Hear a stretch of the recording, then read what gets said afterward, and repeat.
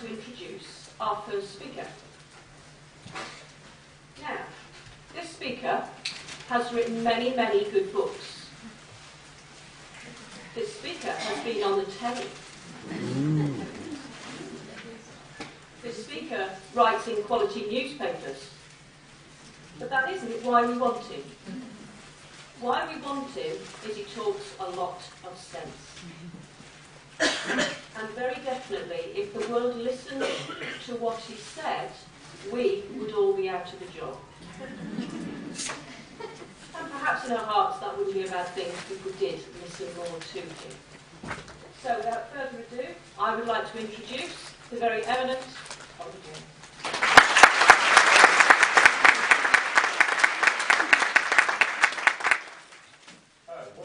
Lovely introduction, thank you. Our society is run by disturbed and very disturbing people. And it's illustrated by this story. A charity worker in a small town notices that the chief executive of the largest company in that town has never given anything to charity. So she books an appointment with him, goes to see him and says, "Come on, why don't you give some money to charity?" He says, "Well, did you know that I have 2 elderly parents requiring 24-hour care?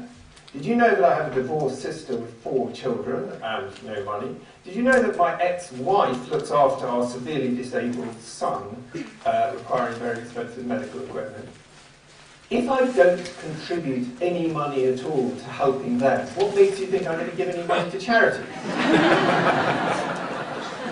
Those are the sort of people who run our society. And you have got to either laugh or cry, but it has huge implications for the work we all do with our clients. They are the people ultimately who are controlling our lives and our clients' lives. They are 4 times, chief executives, 4 times more likely to be psychopathic than the general population, Robert Hare's study showed. They are people like Sam, a guy I interviewed in New York in 2004, who at that time was earning about £20 million a year from his sort of hedge fund activities. He was going to inherit around about £1 billion from his very famous father, and he's actually, since you would know his name if I told you, because I wasn't identifying. He lived in this bizarre flat in New York, which was huge for a single person, unmarried. It had a massive atrium in the middle, which was, it's a cliche, but really did seem to be like an emblem of his heart, an empty space. His emotional space was frozen and empty. He had been a heroin addict in his younger years. He was now a sex addict. I mean, really did have the friend who introduced me to him and took me to meet him, and we had supper in his palatial residence. The friend told me that he told me that he really did have a different kind of semi in between a model and a prostitute every night in a completely addictive way. He was incredibly paranoid. When he proudly took us around this residence, which he'd only just had finished, he showed me the cameras that he had in every room. He had a little screen where he could see what was going on in the rest of the house, even though he lived there alone. Except he had his cook with him, who he brought with him from London. And he was showing this screen to me, and then he said, "What's that?" And he saw a sort of spectral movement on it. He said, "There's someone in here, there's someone in the house." And of course it was simply that he hadn't really looked at it very much, and it was simply every time a car went past, there was a change in the light. He was a very paranoid man. His friend, in inverted commas, who'd taken me there, said that when he sometimes interviewed in magazines, that he would name this friend of mine as his best friend. And he said, well, if I'm his best friend, he doesn't have a best friend. This friend of his, he was extraordinarily unpleasant to him. This friend of mine caught his finger on a banister that wasn't properly finished, so he got a splinter in his hand. And he said this to his friend, look, the banister's not finished properly. And he said, well, you should be more careful. This friend of his organises his photos for him in return for some money. And he said at one point to my friend, actually, I'm not going to want you to do that for me anymore. I've got someone else. Just like that. Incredibly cold. Next morning, a bit of a cliche, but I got a taxi ride with a Nigerian in New York, Nigerian taxi driver. The sweetest guy you could hope to meet, such a nice man. Had a very hard life, had diabetes, about that time maybe 1,000 times less a year, $40,000, $50,000 a year. Spent a lot of his time warding off, he had been physically attacked a couple of times by his passengers. Interestingly, he was religious, and that seemed to keep him very centered. A very stable guy with his wife, very good relationship with his wife, hopeful that his children would have a better life. He'd had to come from Nigeria under very difficult circumstances. Now, the difference between them can be looked at in many ways. Of course, we can just look at psychopathology, we can look at, interestingly, there is the WHO study of prevalence of mental illness shows there's only 4% of Nigerians have suffered a mental illness in the last 12 months, compared with 6 times that, 26% in the maddest country on America. It's interesting that has a lot to do with the kind of care that is received by people in Nigeria because of the collectivist society. That's a whole other story. Chet was, if you're going to have to spend a holiday with somebody, you would want to spend it with Chet, you would not want to spend it with Sam.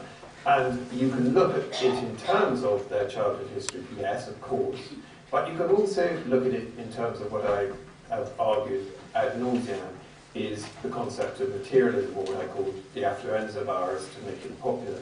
Now, what this is based on is Tim Cass's evidence that, and many studies which show that people who place too high a value on money, possessions, appearances, not just physical but also keeping up with the Joneses, or fame, money, appearances, possessions and fame, are significantly more likely to suffer from the commonest emotional problems, emotional distresses, depression, anxiety, substance abuse.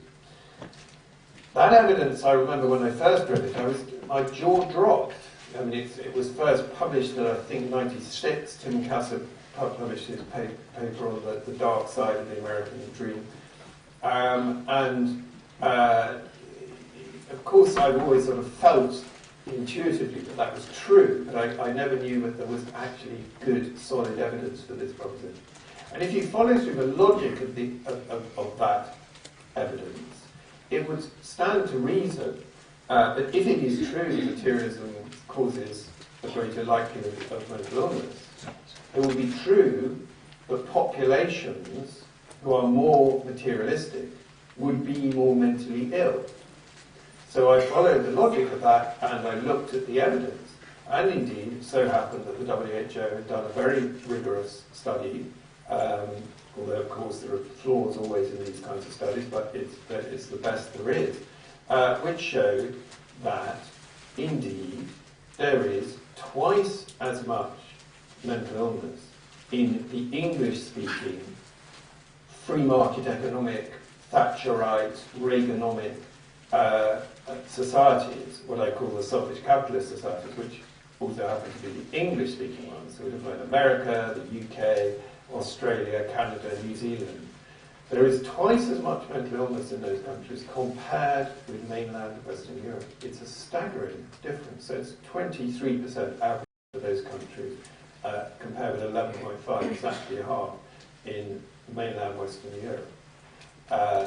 And it's a fact, I think, that we are very afflicted by the affluence of avarice, and that it shows up very much in our clients.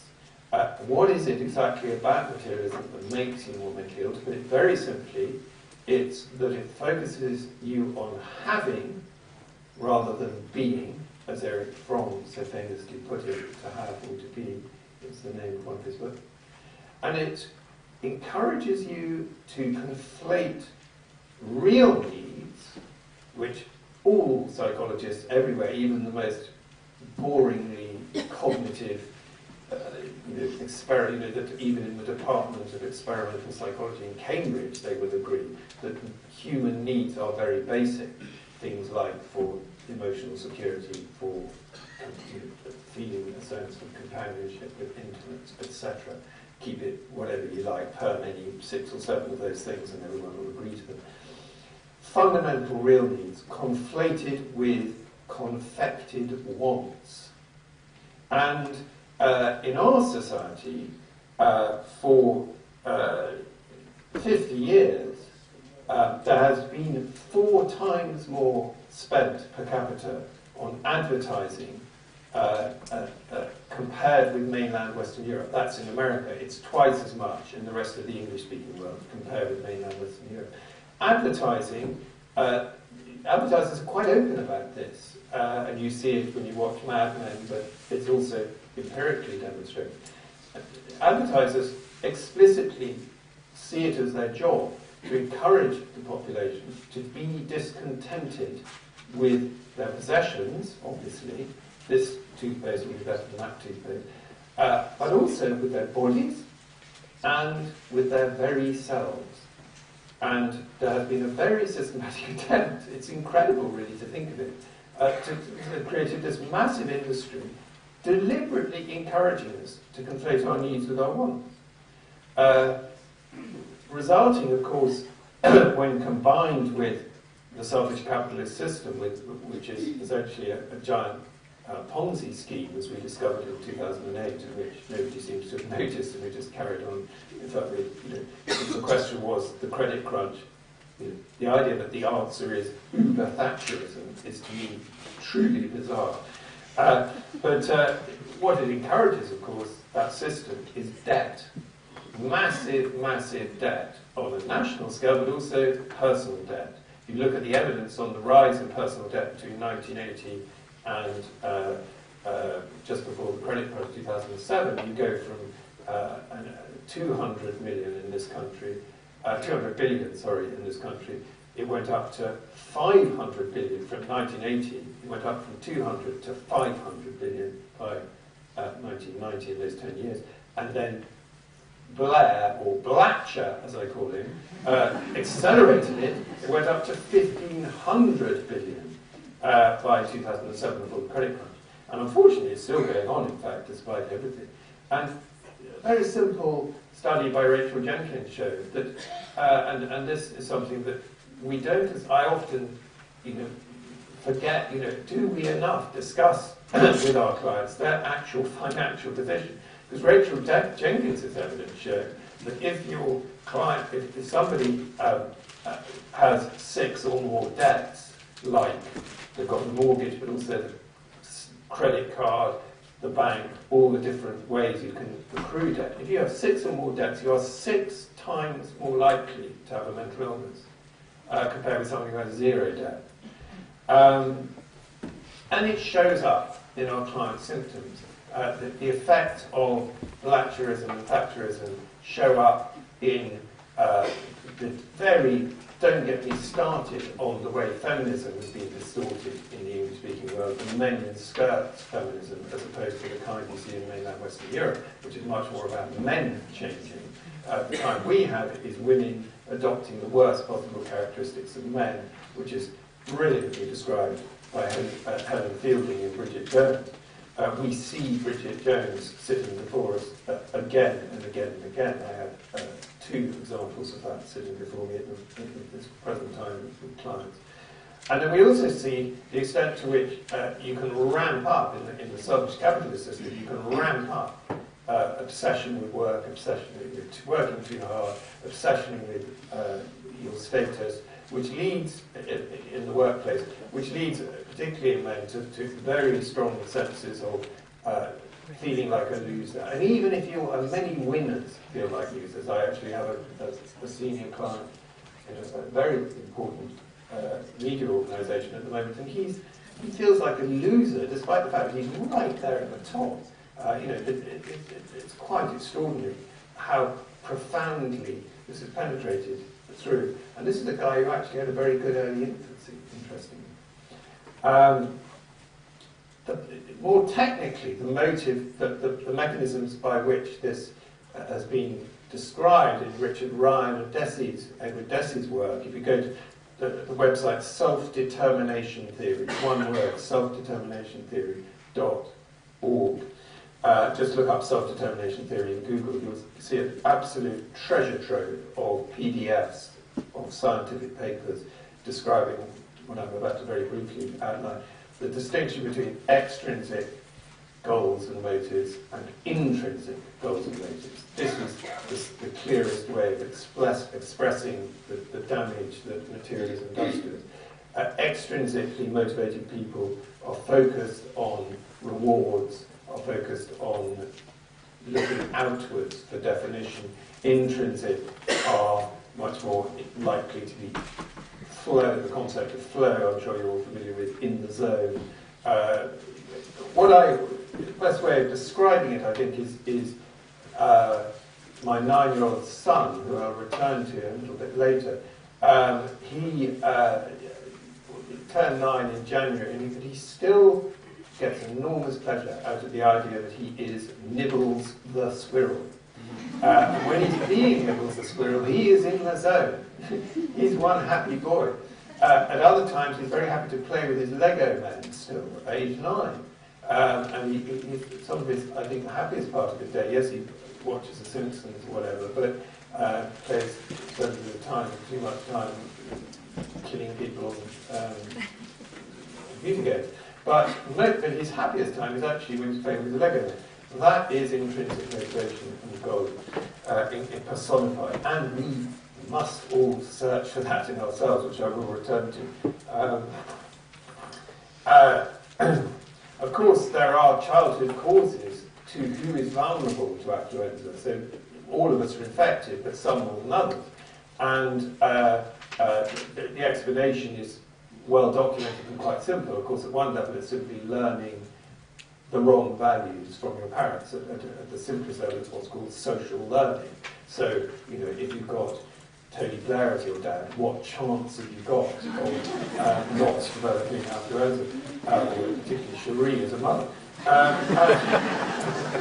Don't want to blame her more than him.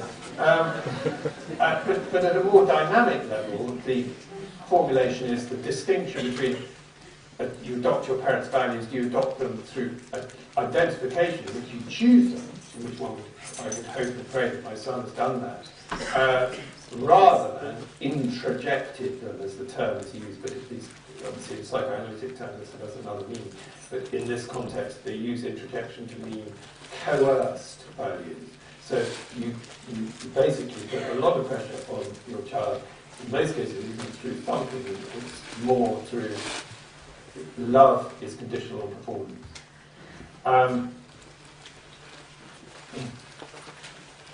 A big factor as well, I think, in terms of what you will see in your clients is the conviction that their problems are a destiny because of genes. And the rise of geneticism is not discussed nearly enough. It happened during the 1980s. I'm old enough to remember it. I can remember another era where nurture was regarded as much more important. R.D. Laing was king, etc. Don Winnicott, both of whom I knew a bit. My parents were very friendly with Winnicott because both my parents were psychoanalysts. And I did meet Laing once. That was a time of great fruitfulness in terms of original ideas about how the environment affects you.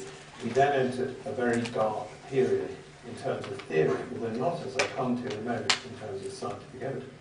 During the 1980s, it's very interesting to reflect that Richard Dawkins, who was a man to whom I had very little time, my son loves presenting me with alternatives. He says, okay, which would you get rid of from the Chelsea team, Torres or Mikel? They're both useless, so it's a nightmare to decide which. His favourite one, though, is, if you could kill one of them, which would it be? Richard Dawkins or Margaret Thatcher? Very on the nail, and it's almost impossible for me to answer that. Can't I kill both of them? Anyway, Selfish Gene was published in 1976, very interesting. And it only became a bestseller in the 1980s, where you would, during the course of the 1980s, you would meet more and more Oxford-educated people working in financial services who had read The Selfish Gene. It became a Bible for a rationale, supposedly scientific rationale, for free market economics. It was a simple return to social Darwinism. Now that translated across into the area that concerns us, which is individual difference. Why is one sibling different from another sibling? It's a critical question for all of us. And there was a flood of books. There was that disgusting book by Judith Harris, The Nurture Assumption, I think it was called, in which she made the astonishing and completely outrageous, and she was allowed to do this. She even published a paper in a serious journal, in which she seriously maintained that the evidence showed, based on twin studies, that genes are critical, parental care makes almost no difference at all, it's siblings insofar as the environment is important. A lot of people read that book and took it seriously. Interestingly, though, in the last 10 years, we've had the Human Genome Project, and very few people seem to be aware that its findings are really, really showing that genes play virtually no part at all in explaining why one sibling is different from another. It's an incredibly well-kept secret so far. Eventually it will come out. I'm writing a book about it. A scientific monograph will probably be very boring, but I just need to set this down because it is a fact. And if nobody disputes this within the molecular genetic community, that they can only explain about 1% of the variants using differences in DNA. They cannot find differences in DNA that explain any of the things that concern us, or indeed any human psychology. We could get some questions later, and I want to give you plenty of time to ask me questions.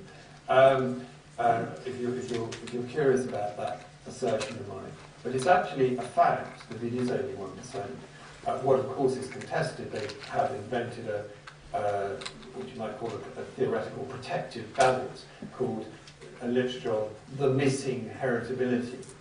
What will it take them to accept the null hypothesis of the Human Genome Project? If the hypothesis is that variance is largely explained by genes, they have looked everywhere. They look under the bed, in the attic, absolutely everywhere. They cannot find the genes. What will it take to them to accept the null hypothesis, namely that genes actually do not explain almost anything? It's a very interesting question. In contrast, in the last 10 years, as many of you will be aware, Philip Larkin's poem has been proven to be extremely relevant. They fuck you up, your mum and dad. They may not mean to, but they do. They fill you with the thoughts they had, and add some extra just for you. But they were fucked up in their turn by fools in old-style hats and coats who half the time were soppy stern and half at one another's throats. Man hands on misery to man. It deepens like a coastal shelf. Get out as early as you can. Don't have any kids yourself. And of course, that last line, the very clever person pointed out to me, is in fact a do non torn, because if you do get out during sexual intercourse as early as you can, what does the evidence show? Well, we have the WHO study, which shows that worldwide, this is taking account of an enormous number of different societies, If there was no childhood maltreatment, there would be 29% less mentally ill people. Now, that is a massive underestimate. It's based on very, very crude, but even something as crude as asking a few questions of thousands and thousands of people all over the world about their childhood, the same simple questions like, were you sexually abused, were you physically abused, those sort of basic questions. I think even more simple than that. They still come up with a figure of 29%. Look at Alan Srouff's. The key study of our time has been the Minnesota study by Alan Srouff and his colleagues. He's written a book called The Development of the Person, which reports the results, rather very boringly, I'm afraid, but not very imaginatively. But there they are. And his study, which started with 267 children at high risk, and by the time they were 18, they had 180 left in the study, so that's not too bad a dropout rate. By the time they were 18, 90% of the children who had been maltreated were qualified for at least one psychiatric illness. Okay? And that is the study. It's still, I will go to my deathbed cursing the fact that I was unable to set up, it was my ambition as a young man, to set up a study which would follow lots of families in a huge sample over all the way through, and it would show very much what Srouff has shown. Now, Srouff has obviously taken a particular sample, blah, blah, blah, blah, blah, but the point is that the figure there is 90%. It's not 29%. It's more like 90%. In fact, if you are maltreated, you're very, very likely to become mentally ill. Although, of course, it does depend what society you're in, because the meaning of maltreatment does differ in different societies, and it's not absolutely simple. It's not, so I'm not suggesting that childhood maltreatment is like DNA was claimed to be, a silver bullet that just went bang, and you get schizophrenia, you go the schizophrenia gene, as the story went. Nor am I saying if you're sexually abused, you're necessarily going to be mentally ill. It all does depend on the meaning of it within the course, within the family, and within the wider society. There's a lot of child maltreatment in Nigeria, but only 4% of that population are mentally ill compared to 26% in America. So bloody complicated. But what I'm saying is, in the case of developed nations, if you're in America at least, the 90% figure is a very likely, very plausible figure to me. And I'm not going to bang through because I don't want to take up all the time doing this, but the evidence for this is massive. You can look at retrospective study, and the prospective Srouff study, where they follow through, is the strongest. Retrospective study, like the famous ACE study, the Adverse Childhood Event study, which looked at 17,000 Americans, asking them about their childhood, shows huge odds ratios for becoming mentally ill, and in fact physically ill, cancer, heart disease, if you had more than one either one or more adverse childhood event. There's also a massive evidence now on schizophrenia, which psychosis shown, again, half of, it's quite clear now that the principal cause of psychosis is childhood physical and sexual abuse. At least half of people who are schizophrenic have been sexually abused. And how does this work? Again, many of you will be aware of the stuff on neuroscience. A woman who is sexually abused on average has 5% less of the hippocampus and amygdala regions of the brain. The mechanism by which maltreatment works is being uncovered. Studies of cortisol, for example, showing that high levels of cortisol in childhood will affect brain growth, etc. I'm sure you've heard all that stuff before. In terms of practical ideas that come out of knowing all this stuff, one very quick plug I will make is for a book I wrote called Love Bombing, which is called Love Bombing: Reset Your Child's Emotional Thermostat. And I would recommend it strongly. I've used it a lot.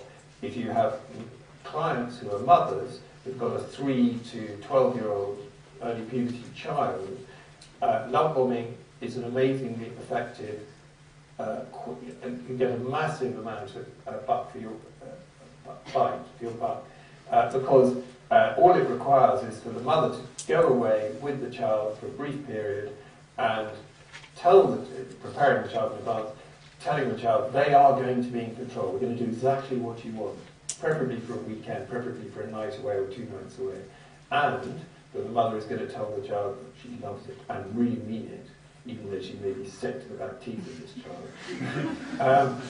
She's going to rediscover why she was so glad when this baby was first born, if she was.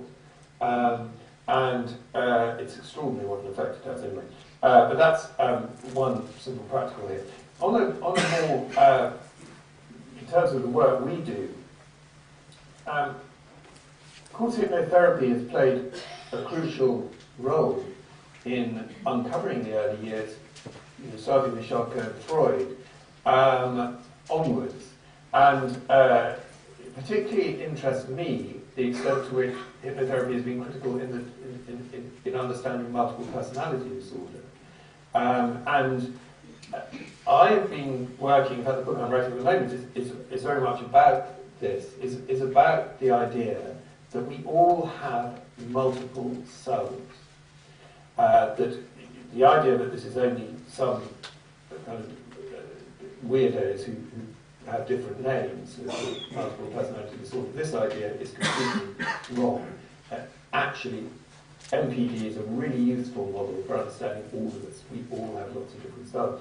And it can be incredibly productive, that in therapy, but also in everyday life. And I go back to Nibbles the squirrel, because my son is actually quite a keen soccer player, and he trains with a Premiership club, and he went for a trial. And in fact, we had previously done this with that club, and we played against Arsenal, and when he was 7. And there were players who were just unbelievable. And we thought, okay, well, he's quite good, but there are going to be these other players who are just unbelievable. Anyway, so we went on, in January, just recently, we went off for his trial. He's now at age 9. And I thought, well, it's going to be the same story. He's going to be quite good, but I sort of tried to not get his expectations up too much. And in fact, in going to games, we had prepared, in the past, he used to like kind of high energy songs. He liked listening to sort of Rebel Rebel or All Along the Watchtower to get him into the mood for search and destroy mode as he goes into the football game. But he stopped, and he's completely controlling all this. So I swear I have nothing to do with it. He said, no, I don't want to do that anymore. About a year ago, I just want to go. I just want to be calm. I just want to be Nibbles the squirrel and go to Happy Land and play with the magic elves. I said, fine. I sort of squeak a little bit occasionally just to show with him. Anyway, we were setting off to this thing, and we got about 10 miles away from the ground, which was some distance from where we lived. And I was like, I was getting tense, and he was in Happy Land. I mean, he was so relaxed. His cortisol levels must have been absolutely down. He was completely cool. I was thinking, oh God, this is a bit of a, how's he going to perform if he's not, if he's so relaxed, he's not going to realise that this is probably his only chance that he's ever going to get to win a Premiership player. I said to him, 2 things. I said, one, think about this, think about that. He didn't seem to have heard. I said, did you catch that? And he's just stood and happy there. Eventually, he got one of them, I think. He went off, he played the game, and it was unbelievable. And he really did shine. And I did. It's not just a sort of... the reason I'm telling you this story is, afterwards, on the way back, I said to him, well, that was incredible. I can't believe what I just seen, because we both knew that it wasn't really likely to be the case when he... And I said, how on earth did that work? What were you thinking about? He said, Dada, I wasn't thinking about anything. I didn't think about anything. I said, what do you mean? What he had done was develop 2 selves. So he developed one self in which he had said to himself, this is a completely normal game. I am not at a trial. He basically, you could argue, it was delusional. Actually, it's an illusion. It's pretense. It's play. In his mind, he had said to himself, I am not in a situation where I'm going to be judged. I'm not in a situation where I am under threat. It's going to be like a normal game with my normal team who he plays for, where he usually does very well. I'm just going to treat it as that situation. So he reframed.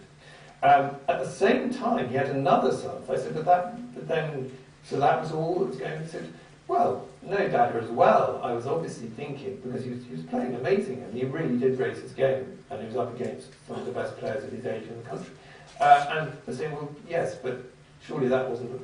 And sure enough, he had another self going on, which was running in parallel, which was the search and destroy, rebel, rebel along the watchtower self, where he had that, I'm going to kill, I'm going to win. And I think this is incredibly important. I mean, you, as a group, probably know much more about this than me, but I have found, because my clinical background, I'm registered with the Bowlby Centre, I'm coming from an attachment-based CAT, cognitive analytic therapy as well. I involve a lot of other ways of thinking, but I find this absolutely invaluable in clinical work, looking upon my clients as people who have multiple selves, and trying, obviously go back to their childhoods, but try and help them to find selves that they to actually host themselves, think of themselves almost as a talk show with lots of people there, and all of them are them, and which person is going to be the host of this talk show. And I found this worked very well, or to keep it very simple, with, for example, a client of mine who was having terrible problems with her daughter and is a consultant, and I just suggested to her she think of herself as being the consultant. A bit like the PAC, Parent Adult Child model, but helping her to develop, to get in touch with a part of her who is completely able to keep calm and deal with people who are difficult. And to use that part, that self, in the context of her daughter. She found that very helpful. Another client who found herself was really suffering from general social anxiety phobia, and had found it very difficult when there were 2 or 3 people present or more. She'd been horribly maltreated by her mother, and she just started imagining her mother was in the room. We looked for other cells, and we found other cells that she could do, and she ceased to be speechless. And interestingly, one of the cells she adopted was me. So she thought of herself as me in that situation and could then perform. And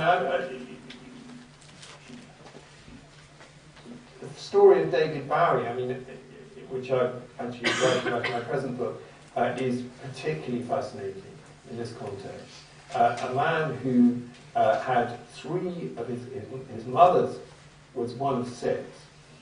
3 of her siblings became psychotic, and her mother said her family was cursed with bad seed. It wasn't her fault that these 3 children had become psychotic. I have no idea whether it was or it wasn't, but presumably it was, given the evidence. She was a very cold mother. Perhaps there was some sexual abuse going on in that family, who knows. There were 6 children, 3 of them became psychotic. Barry was then born, and he had a half-brother who became schizophrenic, and in fact subsequently committed suicide. Barry was completely convinced, as he moved on through his teens into his early 20s towards the fame that he always knew would be his, he always knew he was special, for all sorts of reasons. He certainly would have qualified for a diagnosis of personality disorder at that in his youth, as his mother would have. But the interesting thing is what he did, and he quite explained this in some detail, although he has talked very little about it, not at all about his childhood. But his fear of madness was all-consuming, and he also was suffering from a lot of difficulties. And he created, so David Jones, he was called, he created somebody called David Bowie, a persona, and he very much became David Bowie. Everybody called him David Bowie, they didn't call him Jones. And as he went through his musical evolution, he started creating persona, and famously, the reason he became an international celebrity and famous rock star was Ziggy Stardust, this persona he created. And if you think about Ziggy, for those of you who are unfamiliar with that album, it ends with a song called Rock and Roll Suicide, in which you get David Jones talking to David Bowie, talking to Ziggy, and he says he says things like, "You're watching yourself, but you're too unfair." And then he tries to console and comfort, and it goes all around it. I think in his mind, when he was singing this and when he was writing it, it was sometimes Bowie consoling David Jones, it was sometimes Bowie consoling Ziggy, but there's lots of different points of view within the song. But fundamentally what was happening was that David Jones was actually being consoled by Bowie, and it ends with him saying, I'll take my share, I'll help you with the pain. And he's invented a persona, Bowie, who's talking to another persona that Bowie invented, Ziggy, but that is also talking to David Jones. And through that process, he to some extent, he nearly went crazy, because he very nearly actually did begin to fulfill the curse predicted by his grandmother, because he started to believe he was Ziggy Stardust for periods of time. But, in fact, in wrestling with that and killing Ziggy off, which he very much did, he got rid of a whole lot of his anguish. And I'd be very interested in your opinions about the use of different cells in therapy. I'm going to end just by saying that my fundamental point to you this morning is that, of course, the early years are very important, and that's where we mostly work with this client. But I would advocate also listening to the extent to which we have become a society of shop till you drop. It could be you, credit-fueled consumer junkies. And quite a lot of what our clients are trying to tell us is the stress that is resulting from their affliction with affluenza. And of course, we need a totally different society. This is a sick society to which one would not want our clients to adjust. You are actually, as Lang rightly said a long time ago, if you adjust to a mad society, you can go mad. It really, and a lot of the people actually at the top of our society are pretty crazy. Seriously, I've met quite a few of them, and I'm telling you it's true. And clinically, what we need, of course, is to have a society which puts the meeting of the needs of small children ahead of the profits of a tiny few. But in the meantime, we have to work with our clients and try and help them to cope with this sick society. And I think that's how, along with understanding how their childhoods were affected, that's actually a crucial role for all of us. And I would say, I wrote almost a manual for survival in a sick society, a book called Office Politics, which was arguing in the end that to a certain extent you do have to adjust to the society. And to a certain extent we have become a society in which form overrides content. In a service sector society, whether you get promoted or not, whether you get a pay rise, depends on the extent to which you manage to persuade your boss, because there's no objective metrics for most jobs. And office politics become incredibly important. And so, with some reluctance, I did write that book and try and offer people ways to actually cope with this situation and to be better at office politics. And sadly, my parting comment to you is that our society is summed up by the song of Fun Boy 3. It's not what you do, it's the way that you do it. It's not what you do, it's the way that you do it. It's not what you do, it's the way that you do it. That's what gets results. Thank you.